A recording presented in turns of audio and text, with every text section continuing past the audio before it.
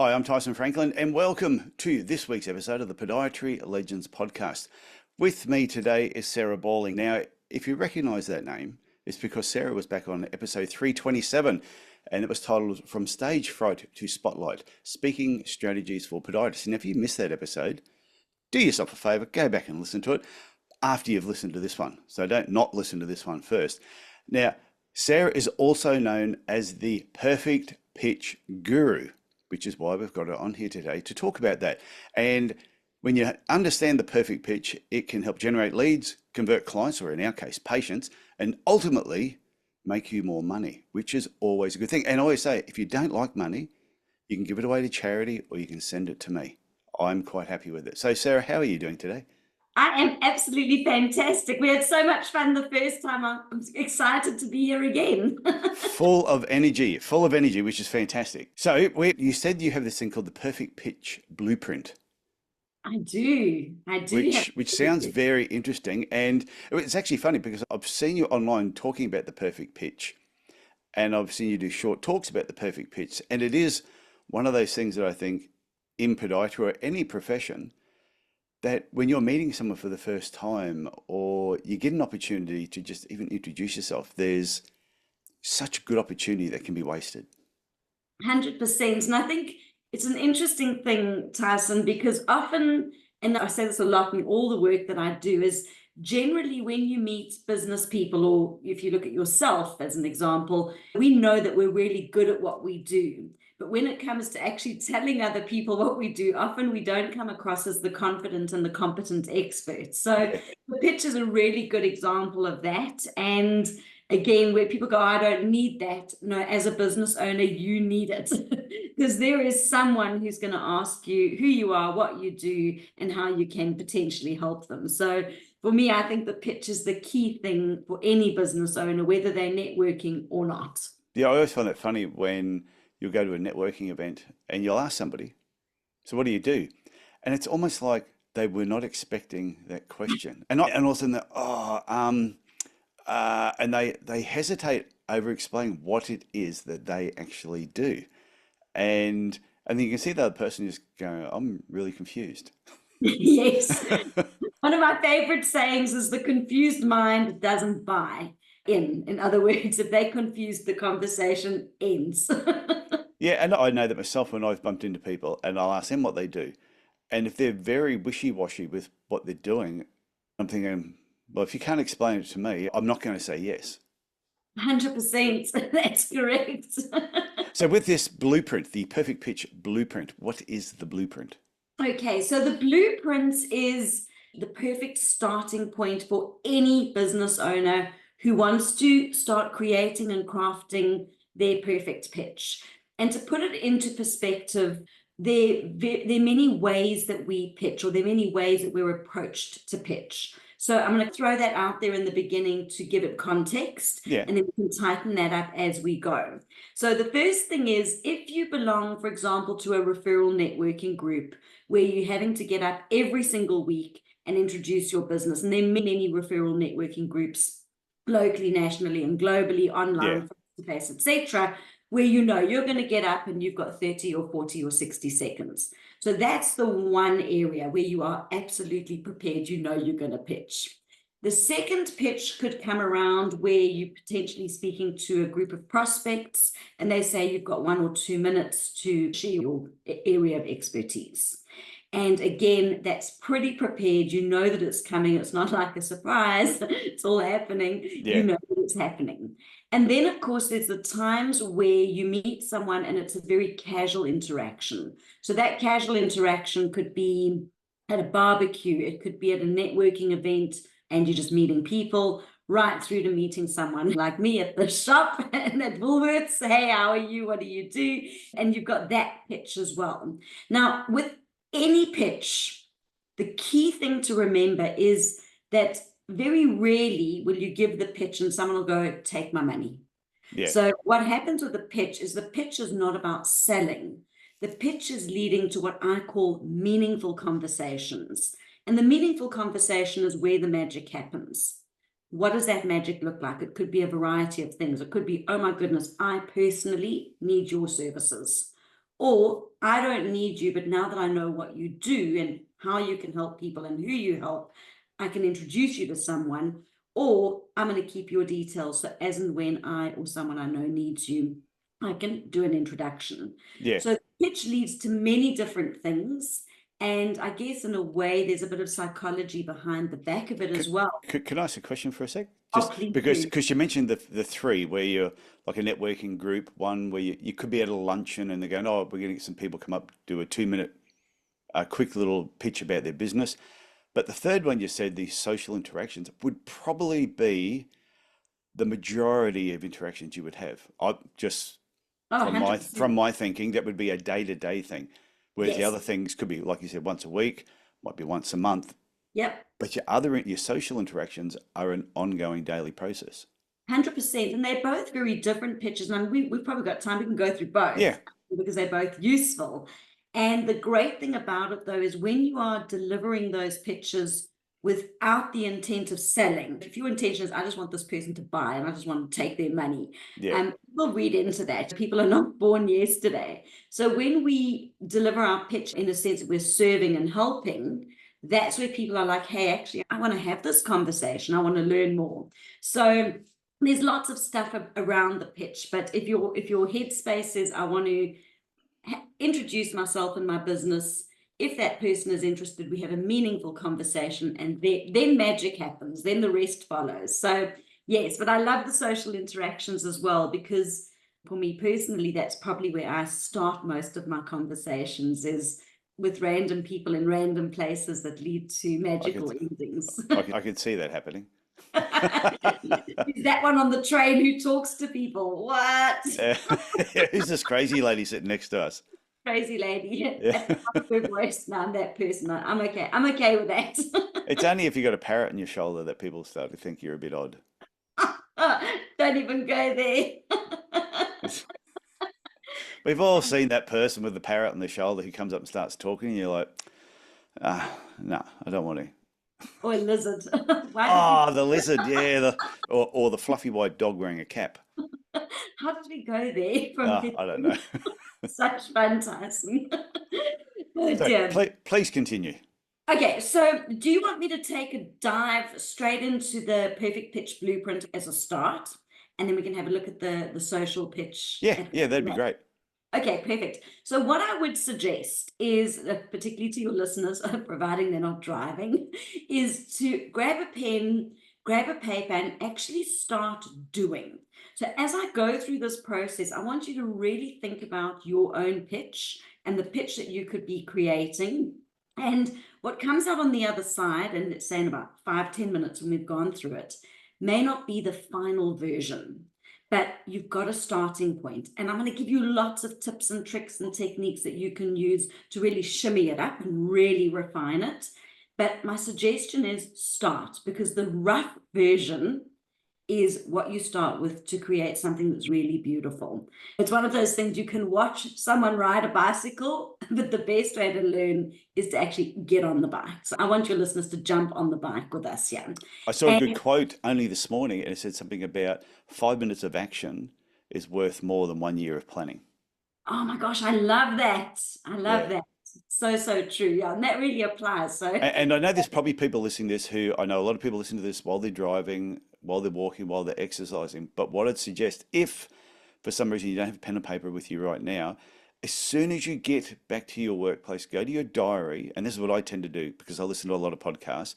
If I listen to a podcast where there's doing involved, I go to my diary and I block out a time straight away. I'm going to go back, listen to that episode, and actually take action. 100%, 100%. So let's get doing. Let's get into it. Going. And even if you're walking and driving at the moment, you'll hopefully get some great ideas as well. Okay, as we go, I'm going to give you my pitch. And the reason I do that is so you can see how it actually builds. Okay, so we've got 7 things, 7 key elements. That's it. The very first one that we're going to start with is nice and easy. And this, of course, is your name.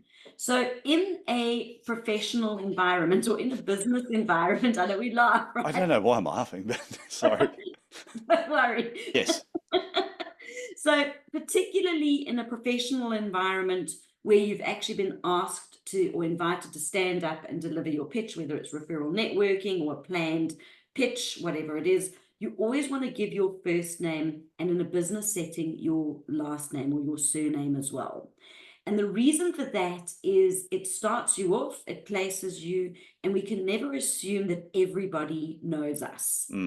So there will always be someone in that room who doesn't know you or who's not 100% sure. So as an example, mine would be, hi, my name is Sarah Bauling.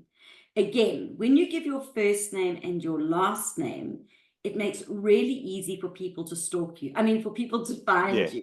So people can think they've got your, because I mean, I always say I'm 1 in a million, but like literally, I am 1 in a million, because there are about 1 million Sarahs on LinkedIn and 1 million more on Facebook.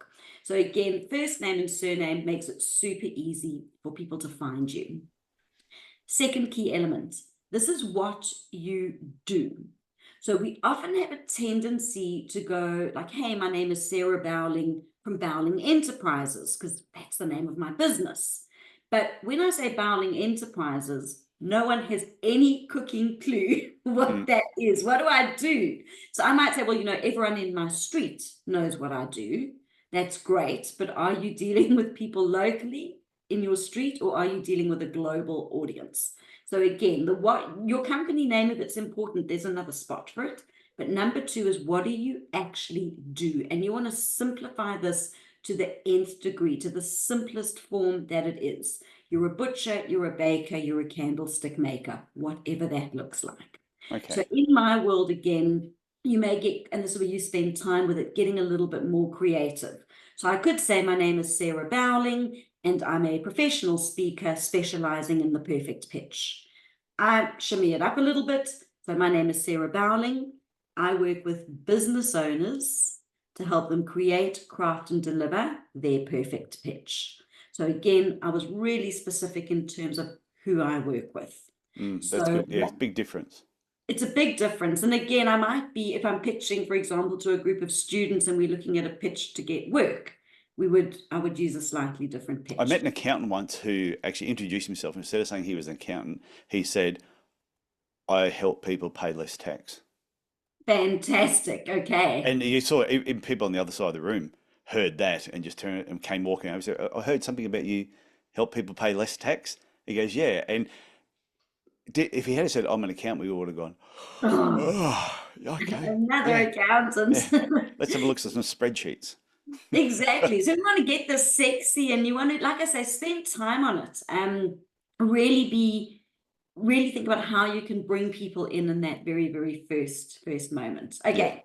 We then move to the third element. And the third element is around the pain points. So again, you might be thinking, well, why do we want to launch into the pain points? Well, we need to get there because people have got problems that we need to solve. So with the pain point, a really easy way to announce it would be asking a question. And think about the pain point that is relevant to your audience and that could be relevant at this time, as an example. In fact, if we're talking about accountants, there's no point in them talking about fringe benefits for the Christmas party in February, because that's still a long way away. They may have something that's more relevant at that time of the year. So again, it could be around the seasons, it could be around the months, it could be around things that are happening locally, nationally, or globally that relate to your business. So again, with those pain points, what's relevant now, a great idea is to look through your order book or your emails or your text messages and see what are people actually asking for at the moment, if it had to be seasonal. Yeah. So mine as an example is, my pain point is, have you ever delivered your pitch and afterwards thought of all the things you could have, you should have, and you would have said if you had just been prepared? Now, most of my clients and my ideal audience would say, yes, that's me, 100%. So you could ask it as a question. Yeah, that's good. Yeah. So, and again, the pain points, you don't want to give them a whole list, right? You don't want to go like, have you got this and this and this and this? Because they'll be like, oh my goodness, it's overwhelming. So just pick 1, 2, or potentially 3 things that you can bang out pretty quickly. And there's a little bit of a technique that I'll teach you on the pain points as well as at the end, some tips. We then move into number 4.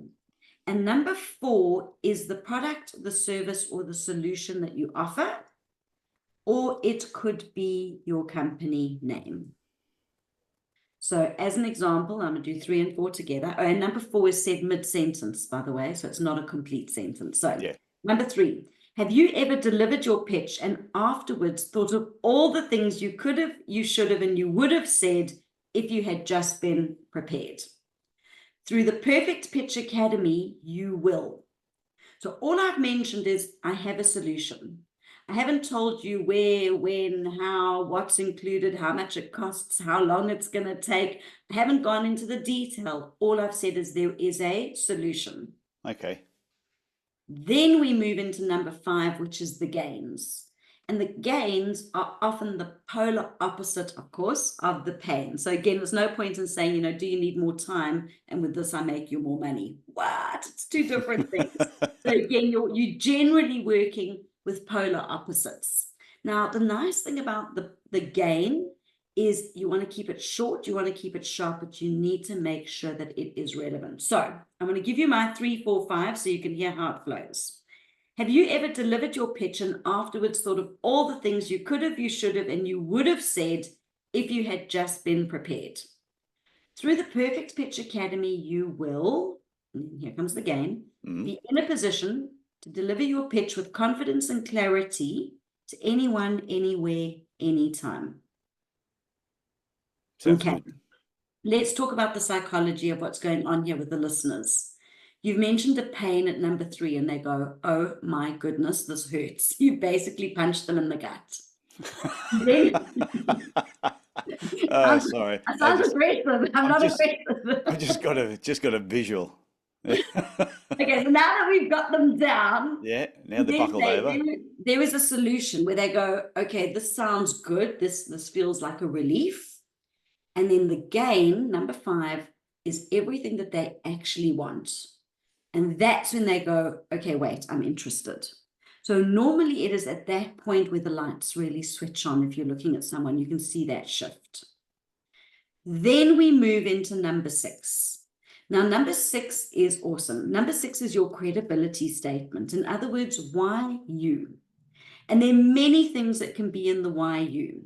It could be your experience. So, for example, you could say with over 10 years of experience or with over 3 decades of experience. So you could talk about experience. You could talk about numbers. You could talk about your team. Our team collectively has 180 years of experience, as an example. And then the tricky one is when you've got a brand new business owner who goes, I don't have the numbers and I don't have the team and I don't have the decades. And there's 2 ways of approaching that. Yeah.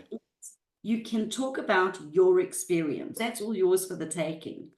Or you can talk about passion. And passion is a really great one to talk about, particularly as a new business owner, because hopefully you're doing what you do because you're passionate about it and the lives that you get to change through the work that you do. And the reality is people buy into people no matter what. So you're more likely to buy into a passionate person than not. If someone goes, I'm doing this job because I really hate it and I just need to basically pays the bills and keeps the cat off the street, they're going to be, I don't want to deal with this person. So passion can be a really big seller as well. Now, your credibility statement is not your autobiography. Okay, so we really want to be clear on what that credibility statement is. Short, sharp, and to the point, and again, relevant. So my one is pretty easy. With over 20 years of experience in sales and marketing, I understand the power of the pitch. So I've given the credibility, 20 years, sales and marketing, and I've obviously seen how it all works. So again, when we build these statements, and I'm talking from 1 all the way through to 7, each one of these points gets refined. Because when you refine it, it sounds easy on the ear and it's easy to deliver as well. So your credibility statement may change depending on your audience and depending on who you're actually speaking to. And again, if we look at podiatry as an example, if you're speaking to other podiatrists, there may be other things that you want to talk about versus the lady or the man on the street, your general person. Yeah, it depends what you're doing in podiatry. Like from my point of view as a business coach for podiatrists, how I would talk to podiatrists, but there'll be other podiatrists who are doing workshops and seminars on particular areas, where it's foot mobilization or shockwave or just other techniques, but they still need, if they were doing a talk on a particular area of podiatry, I want to know they've got experience in that area. And I want to know 100%. they're passionate about that area. They're not just doing it for the hell of making money. They're doing it because they love that aspect of podiatry. Absolutely, 100%. So again, when we build those credibility statements, now I think I spoke about it before in the last episode as well, as we talk about authenticity, because people can see through non-authenticity. And people will still buy into people, whatever that looks like. So even those credibility statements, be authentic in terms of why you're giving it. Okay, we then move into the final one, number 7. And this is my favorite. When I first came to Australia and I delivered this talk, someone said to me, "We don't do that in Australia." I said, "You don't do what?" They said, "We don't do that." I said, "No, this is your call to action. I'm not saying buy. I'm not saying give me your money. I'm not saying buy now and you get 6 free steak knives. What I'm saying is you get 12. I'm joking. So, number 7 is the invite to engage. And that invite to engage can be really simple. It could be, mine is super simple. If you are keen to learn more, I invite you to reach out and engage with me. I use the word engage, and I know it's a very old-fashioned word, but it's a word that I'm super comfortable with. Yeah. So again, that call to action could be, if you know someone who needs this, I'd love an introduction. Or my ideal introduction would be a butcher, a baker, a candlestick maker. Or if this is something that interests you and you'd like to find out more, let's jump on a Zoom call, or I can send you info, or we can go for a coffee, or whatever. Another nice word is, if you're curious to learn more, let's have a chat. So I always ask for the invite to engage so that people know that that door is open, as opposed to, this is what I do, but I'm fully booked. Yeah. Like, in other words, the conversation just ended. So that invite to engage can get a couple of results. People either go yes, or they say not ready right now. That's okay. But what we've done is we've said, hey, we're open for business. We're open to have this conversation or take this conversation further. So what I'm going to do, Tyson, I'm going to go through my pitch. Yeah. And hopefully your listeners who are either walking or driving are kind of running through it in their head. And those that have got a pen and paper are actually going through their pitch to make sure they've got everything. So, number 1, my name is Sarah Bauling. Number 2, what you do, I work with business owners to help them create, craft, and deliver their perfect pitch. And number 3 is the pain point. Have you ever delivered your pitch and afterwards thought of all the things you could have, you should have, and you would have said if you had just been prepared? So number 4, remember, said mid-sentence. Through the Perfect Pitch Academy, you'll be in a position, number 5, to deliver your pitch with confidence and clarity to anyone, anywhere, anytime. Okay, credibility is my number 6. With over 20 years of sales and marketing experience, I understand the power of the pitch. My call to action, if you'd like to learn more, I invite you to reach out and engage with me. That's it. Done. Done. Now, a couple of tips and tools.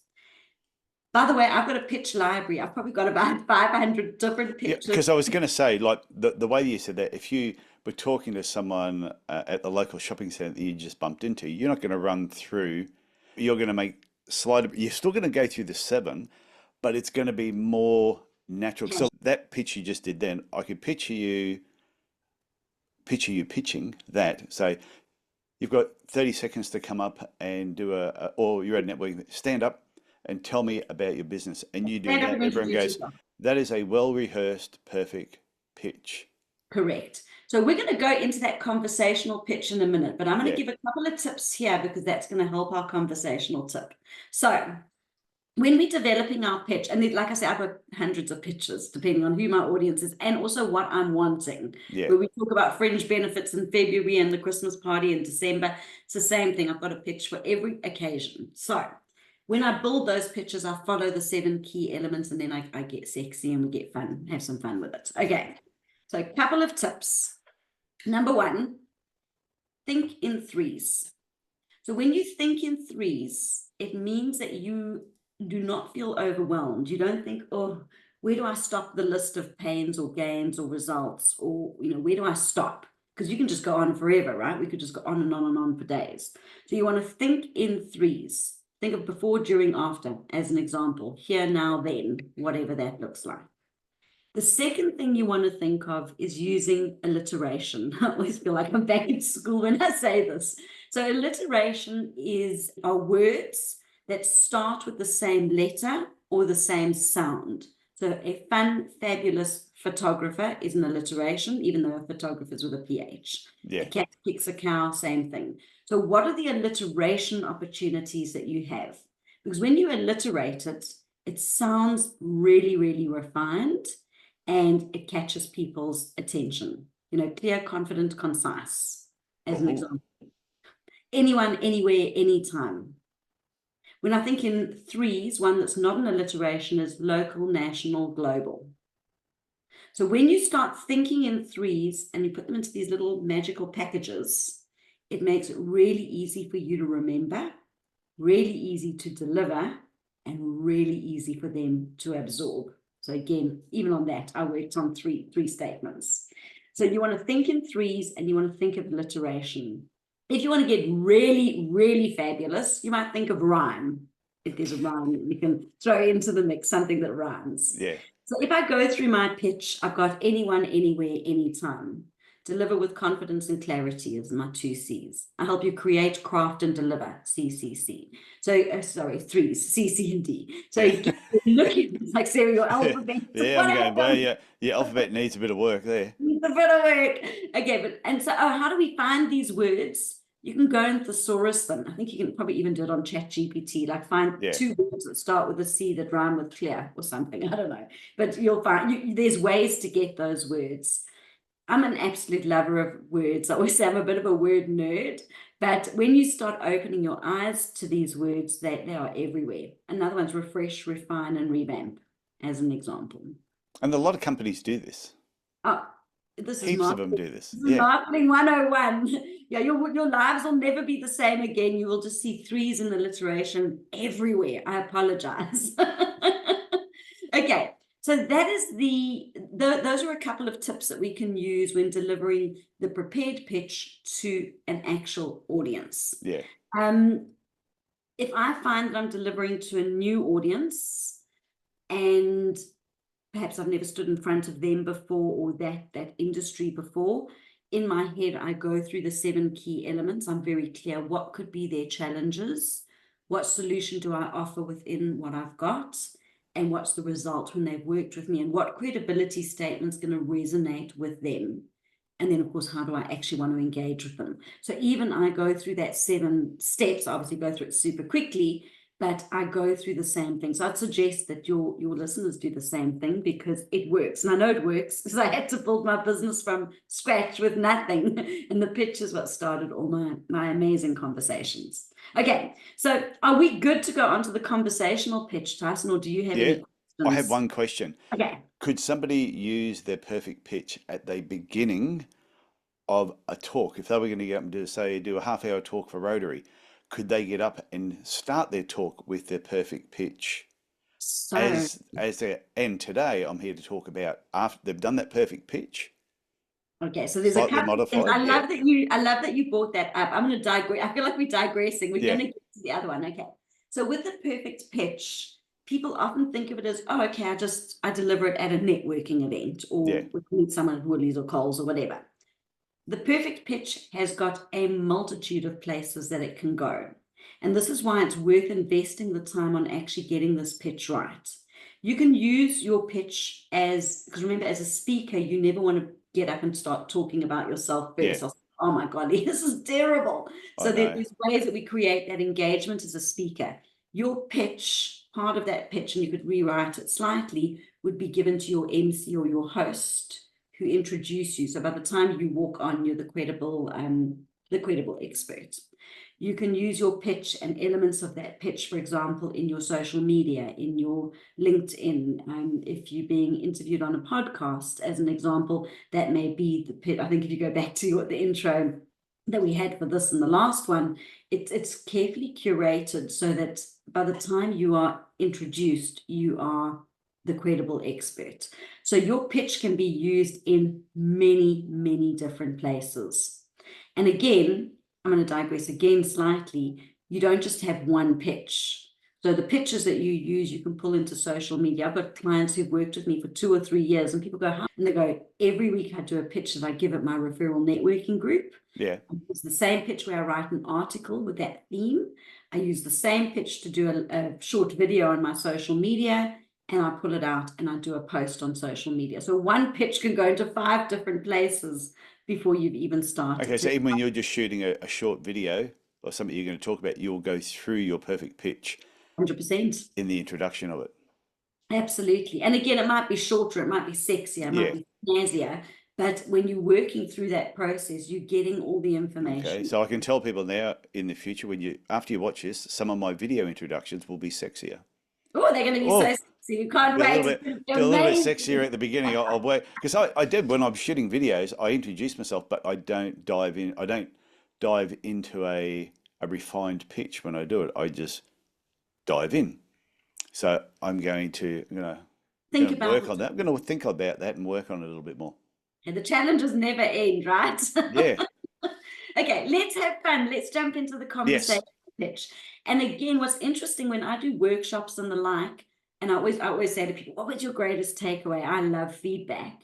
And often when I've taught this, what I call the 10-second pitch, many people go, "That's a cool pitch," because that pitch leads into the big pitch. And I'm like, absolutely. Okay. So this pitch is super simple. It's got 3 elements, nice and easy. Don't have to overthink it. And in my pitch program, I literally, it falls under challenging pitches because I've got how to make it longer, how to make it shorter, and what on earth to do with it. So this is the making it shorter. There are 3 elements. Okay, number 1 is your name. The good news is you all know your name. Do we use our first name and our last name? It depends on the setup. Yeah. Again, I repeat, just for the sake of repeating, is in a professional environment, we always use our first name and our last name. Always. In a social setting, if I had to say my name is Sarah Bauling at a barbecue, they'd be like, "She is no fun." And I'm fun. So in a social setting, you might just use your first name. Business setting, first and last name. So number 1 is your name. Number 2 is your same. In other words, what do I do that anyone can understand? So in other words, I'm a butcher, I'm a baker, I'm a candlestick maker, I'm a plumber, I'm a podiatrist, I'm a business coach, I'm a beehive keeper. In my world, I'm a professional speaking coach. So in other words, people can marry it up pretty quickly. Yeah. We do not want to get complicated and we do not want to get sexy with that. This is a 10-second pitch, no time to think. The third part is fame. The fame is what makes you different. So this could be your unique selling point. It could be, I help you save money on taxes, as an example, going back to what you said earlier with the accountant. Your fame needs to be short, sharp, and clear. Okay? SSC. SSC, but there were 3 things, okay? Well, you've done the 3 things here with name, same, and fame. There you go. And they rhyme. And it's easy to remember. That is so easy to remember. You're about to meet someone, you're walking up to them and you go, "Name, same, fame. Name, same, fame." Yeah. Now, here's some tips. Do you remember in the 7 key elements, a couple of tips I gave your listeners were think in 3s Yeah. and think of alliteration. The reason I gave it there is that was not given for no point. We can bring exactly the same thing into our 10-second pitch. So as an example, my name is Sarah Bauling. I'm a professional speaker specializing in the perfect pitch, and I help you take your pitch from bland to brilliant. I thought you were going to say grand. From bland to grand. It's another one. Can you see how quickly you're picking this up? Oh my gosh. We take it from terrifying to terrific. So I'm using TT, CC. Yep. We take it from oh no to let's go, as an example. Oh, not sure about that one, but Not sure about that one. not sure about that one. Oh no to let's go. Be going, oh no, Play things out. no, let the one go. Play things out. And when you say to you, "Oh, that was good," or "That was awful," We take it from awkward to amazing. Oh, I like that one. Okay, or it could be, I help you deliver your pitch with confidence and clarity. Help you connect with anyone, anywhere, anytime. So the very same things that we're bringing into the longer pitch, we can bring into our name, same, and fame. Now, the nice thing about the name, same, and fame is this. Someone will meet you, they'll go, hey, what do? You go, oh, my name is Sarah, I'm a professional speaking coach. I help you create a pitch that goes from bland to brilliant. And they go, oh, in other words, they're not interested. Is that okay? Yes, it's okay. Because not every lid fits every pot. What that means is I have not. I love that. All these gems. That is just, not every lid fits every pot. Yeah. It means that I haven't wasted more of their time. And to be honest, they haven't wasted my time either. It means that we can move on. Yeah. Or they go, oh, wow, that sounds interesting. Tell me more. They've now given you permission. At this point, you may pull elements from the perfect pitch blueprint, from those 7 keys. Might be a question out of curiosity, what do you do? Oh, you do that. Immediately you're thinking, what could their challenge be? So again, you're using that name, same, fame to start what we call the meaningful conversation. I go back to the beginning of today's podcast. The meaningful conversation is where the magic happens. Another little tip that I'm going to throw in on the name, same, fame, particularly in a casual networking environment, is if you've got 3 or 4 of these up your sleeve, say, for example, Tyson, you and I are chatting and someone joins us and they go, oh, what do? You can just do another one. My name's Sarah, I'm a professional speaking coach, and I take your pitch from awkward to amazing. And you go, oh, I thought you said from bland to boring. I do that too. Yeah. You just have a couple of these, which means as people are joining your group, they're not going, oh no, here she goes again. You got something different every time. And again, those little taglines that I've seen in my world of coaching and training and through the academy is often the little bylines that we've come up with the name, same, fame, have become a key part of many of my clients' key messaging. So again, what started as an idea has led into a beautiful destination. Yeah, and I can see how that shorter version, like when you do your, say, video introductions, would you do more the shorter version than you would that longer version, wouldn't you? But and what I would say is shake it up. There are times you go bang, bang, bang, name, same, fame, kick straight into it. You may go into the longer pitch where you're looking at a real challenge that clients are having, where you almost want to scratch the itch. Scratch that itch, go deep, go deep, go deep, and then launch into it. So you can use a combination of both. And again, as a speaker and someone who's out there, putting things out to the world on socials, etc., it means that it's not always the same old. We get to shake it up and shimmy it up a bit. And do you want to have fun with your pitch? Absolutely, because if you're having fun, everyone else is having fun. Because I was going to say that, could you be sometimes too rehearsed? Like when you're running through it at the beginning, I'm thinking, okay, if you're up on stage, I would expect a very rehearsed pitch. Yep. If there was a lot of ums and ahs and you were thinking about them going, oh, I'm not sure you even know what you do. Correct. Whereas if it was very rehearsed, I would go, okay, that was very well rehearsed, but it sparked my curiosity. I want to know more. And then I talked to you when you came off stage. Yes.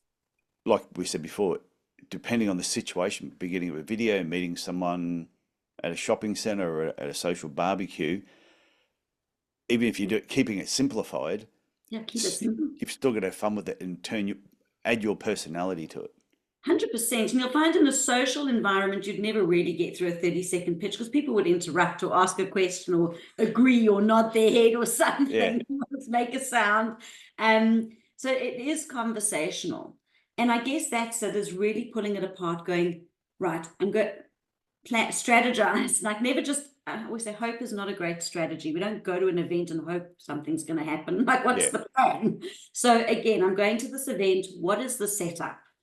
Are we going to be given 30 seconds to introduce our business? Excellent. I'm going to prepare that so that when I get up, I come across as strong and powerful and organized and expert. Bang. Is it going to be an event where it's super casual? What are my 10-second pitches so that as I meet people, we can really spark their curiosity with whatever that looks like? And while I'm there, who's going to be in that room so I can find my 10-second pitch that is most likely to resonate with them. That's the networking side. When we look at our things like videos, who is the video for? What are their pain points? What are we actually doing today? Mm. And you're actually creating it based around the people or based around your audience. And when you go in with a plan, well, then the rest will happen. Then it's magic. I'm loving this. To me, it actually reminds me of if you were going to an event, an occasion. Depending on what the occasion is, you'll sit down and plan out what you're going to wear. If you're going to a wedding, if you were going to a funeral, if you're going to someone's backyard barbecue, if you were just going to a network breakfast or a network lunch, you would sit there and before, you wouldn't just walk out of the house and just throw a pair of thongs and a singlet to go to a networking lunch. You would sit back and go, where am I going? What am I going to wear? And you have that prepared, you put it on your go. So I'm thinking your pitch is pretty much the same. You've got to pick which pitch are you going to wear today for the environment you're about to go to. Yeah, 100%. I was in a networking event yesterday, actually, and I've got a couple of things that are going on with the speaking and the pitching, and there's quite a bit going on. And I literally went, what is my objective for today? What am I actually promoting today? And I got to the event, everything was perfect in my head. And I sat down and there were people in the room that were brand new. And I thought, actually, I need to do a different pitch today because I can reach and impact more people with something else. So even right there and then when I got there, I was like, I had a plan, but I'm going to change the plan based on who's in front of me. Yeah, so you got to be able to quickly adapt too, because you may turn up to a backyard barbecue in a pair of thongs and a singlet, and all of a sudden everybody else is better dressed. Always, Yeah, always good to have a spare shirt in the back of the car. absolutely. But again, with that, what makes that easy is the framework. Yeah, Because if you've got that process, you've got 1 to 7, just follow that. Or you've got your name, same fame. Just follow the process. Trust the process. The process works. but it's almost like a hack on how to introduce yourself the right way in the right environment. Yep. Right people, right place, right time. Yep. There's your threes again. And everyone's gonna be like, no, so no. There you go. But yeah, so that is it. That's the perfect pitch, Tyson, all wrapped up with a bow around it. But I can just I can see how podiatrists can use this in so many different ways, whether they're meeting another health professional. They've made a time to go and see a doctor, a physio, a chiropractor. And a lot of times I've had podiatrists ask me, I'm not quite sure what to say. Plan this out. Prepare what you're going to say in that environment. But if you're going to a podiatry conference and you're going to meet people there, just be prepared on how you're going to introduce yourself. If you're talking to suppliers, but then when you're in the consultation room with a patient, is how are you going to talk to that patient? It can be applied in so many different areas. So many different areas. It's endless. This has been fun. I've really enjoyed this. But once you've got this pitch, go out there and that, that's the next piece of advice I give is don't be afraid to go out and do it. Is every name, same and fame perfect? No. I mean, today we threw one out and we're like, oh, that was horrible. Guess what? Never using it again. Or let's refine it. Let's make it sexy. So have fun with it because it's just words. Yeah, and everything gets better with practice.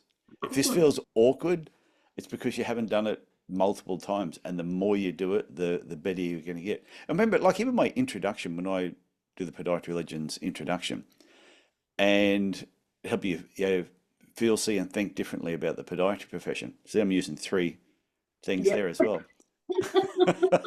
My book, what do I always say, the world's best podiatry business book ever written. It's no secret, there's money in podiatry. Back when I had hair, but it's a guide to earn more, work less, and enjoy what you do each day. There's 3 things there as well. Yep. And a lot of places actually do that. So what, if people want to get hold of you, are you doing any training at the moment? Give us some more details, some information. Yeah, 100%. So basically, I've got a couple of things. I've generally got a workshop scheduled somewhere. I normally run my workshops live. I'm in Sydney. And obviously, if anyone's keen on any of these engaging with me, absolutely welcome to reach out and connect. The second thing which works really, really well, where I've got clients locally, nationally, and globally, Yeah. is I run the Perfect Pitch Academy, where everything is actually run online. And there's some real advantages in the academy. There's several different areas. The first thing is I have an online course called the Perfect Pitch Program, which has got 8 modules, 49 lessons. Each lesson's got a video, a worksheet, and a download. My academy members have unfettered access to that online program, so they can access it anywhere, anytime, providing they've got an internet connection. That's the first part. The second thing that we do in that is every 3 months, I run a workshop online, which is a 2-hour workshop online, where we learn some new pitch techniques. So we might do the ABC pitch or a prop pitch or a humorous pitch, whatever it is. I teach the technique, so they learn it, they do it and create it, and they connect with other business owners right across the globe, which is great fun. So like anything, you're refining your craft as well. So you're always still doing your own research and then bringing that back into the academy. 100%. I think when I started this business, I probably had like 5 key pitches, and I've got about 500, it's great. No, that's good. The third part of the academy, which is really big value, is what I call practice your pitch. And the practice your pitch sessions, I run 3 a week at the moment. And basically my members roll in, go, this is the pitch I'm working on, blah, fish paste. I give you feedback, and then most importantly, you get feedback from everyone else in the group. And the value of that feedback is huge, because sometimes the feedback is, I have no idea what you do. Yeah. That's really valuable feedback, because no actual prospect's going to say, I don't know what you do. They just look confused or don't buy. So in that space, you really get to refine the pitch. The second thing is we basically thieve in the academy. So you'll come up with an idea and someone will go, I love that. I can do the same thing. I'm going to bring that into my world as well. So you really get some great ideas and inspiration from others in the group. And that feedback as well, which is absolutely priceless. So you prepare, you practice, and you polish your pitch. No, that's good. So where can people, what website should they go to find this information? The website is perfect. So perfectpitchguru.com. If you jump onto that website, it is packed with information. There's blogs, there's a whole lot of stuff on there as well. And of course, you are welcome to reach out to me, Sarah at perfectpitchguru.com. And I'm sure that, Tyson, I'm sure you'll have some links up as well. Yeah, I'll have the links in the show notes. So, Sarah, I want to thank you again for coming back on the Podiatry Legends podcast, sharing your wisdom and helping podiatrists to have a more perfect pitch. And I think there's a lot of podiatrists out there who should jump on board with this. And if they can't get to Sydney, then at least check it all out online. So thank you very much. Thank you, Tyson. It's an absolute pleasure being with you again, and really enjoyed our time together. So thank you. No, this has always been fun. Okay, I'll talk to you again soon. Bye. Bye.